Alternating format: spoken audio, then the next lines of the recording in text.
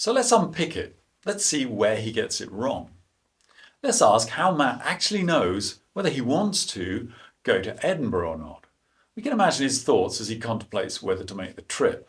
Perhaps he's heard what a beautiful city Edinburgh is and that the shopping's rather good. Maybe he has a friend there, or possibly he just wants to prove that he's got free will. These would be incentives for the trip, the benefits to be gained by going to Edinburgh. But pretty much everything we want in life has some sort of cost. It's not clear how far it is to Edinburgh, but we'll assume it's a fair distance. So Dr. Ridley will have to take into account the price of petrol, the boredom of the long drive, and if he's anything over 6 foot, the backache from being wedged into the inadequate space behind the steering wheel. These are all costs of the journey, things arguing against him taking the trip. But how does he know whether the downsides of the trip outweigh the advantages?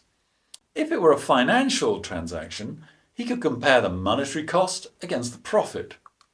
But how do you compare the cost of a backache with the profit of seeing a beautiful city? Well, you have to think about how it will make you feel. We humans are equipped with the ability to imagine in advance how much pleasure or pain a particular event will give us. It's what we do when we're umming and ahhing about a decision. We're trying to imagine what are the most likely outcomes and to find out how good or bad those outcomes might make us feel. So when Matt Ridley is deciding for no reason whether to go to Edinburgh or not, what he's actually doing is weighing up how many good feelings he's going to get from the trip against how many bad feelings it will cost him to get there. If the scales come down on the side of good feelings, then he's in the car and on his way.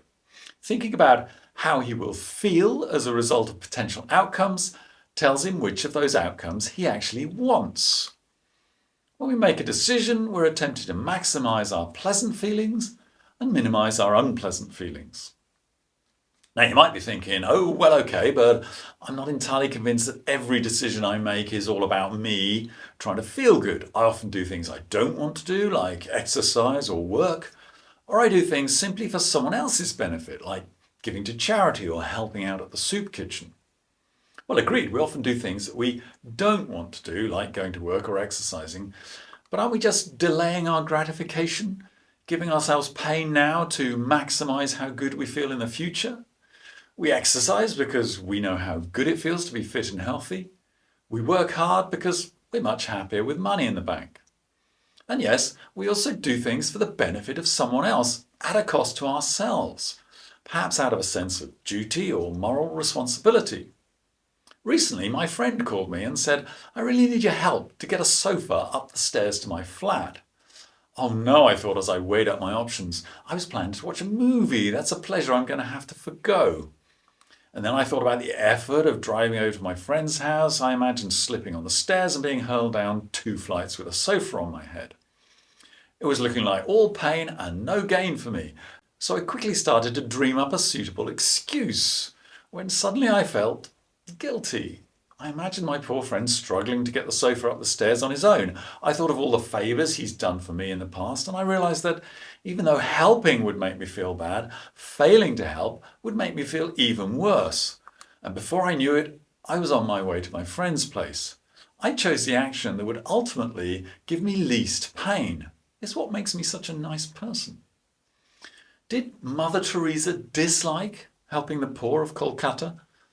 Presumably what made her a saint was the realization that, for her at least, the greatest pleasure, satisfaction and contentment would come from working for the benefit of others. Do we have a problem that it made her feel good to make other people feel good? Okay, you might say, well, even if that is how I make all my decisions, that doesn't make me a robot. If all I care about is feeling good, then maximizing how good I feel is exactly what I want out of life anyway. How can that not be free will? Well, here's the short answer. It's called the broccoli problem. I know that a stick of broccoli is better for me than a chocolate bar. But when I look at the chocolate bar, I want it quite badly. A lot more than I want the broccoli. The chocolate will taste wonderful, I'll enjoy eating it, and it will just make me feel good.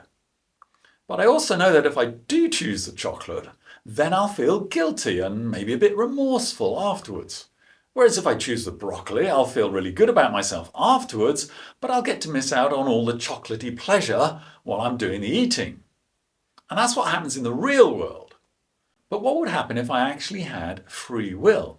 Well, if I actually had free will, I'd choose to eat the broccoli, and while I was eating it, I'd tell my brain to give me all the chocolatey pleasure that I'd be getting if I were eating the chocolate. If we really had free will, we'd just eat broccoli all day. Now, I know what you're thinking. You're thinking, yeah, but that's not possible. That's not the way it works, because how we feel is determined by what's going on around us. It's determined by real things, whether we earn enough money, whether we're healthy, whether we have friends, family. You can't just choose to feel great all the time, regardless. That would be crazy. Well, maybe, but before we dismiss it, let's think first about where our feelings are created. When an event happens in the world around us, we receive information about that event in the form of light waves striking our eyes. Our brain then converts those light waves into images that we consciously perceive.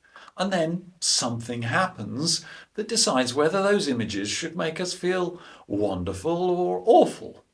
And that process is obviously happening inside our own brains. Two identical twins are watching a football match when the team in blue scores a goal. One of the men leaps around in delight whilst his unfortunate brother experiences profound anguish and distress because he's a red supporter.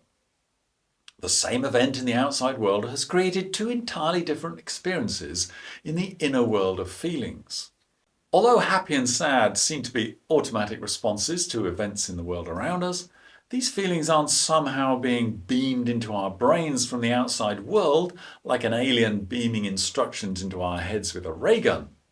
When we climb a mountain and admire the view from the summit, although it seems to be the view itself that's making us feel good, the view has no capacity to control how we feel because the view is nothing more than a collection of different wavelengths of light passing through the atmosphere and entering our eyes. Let's look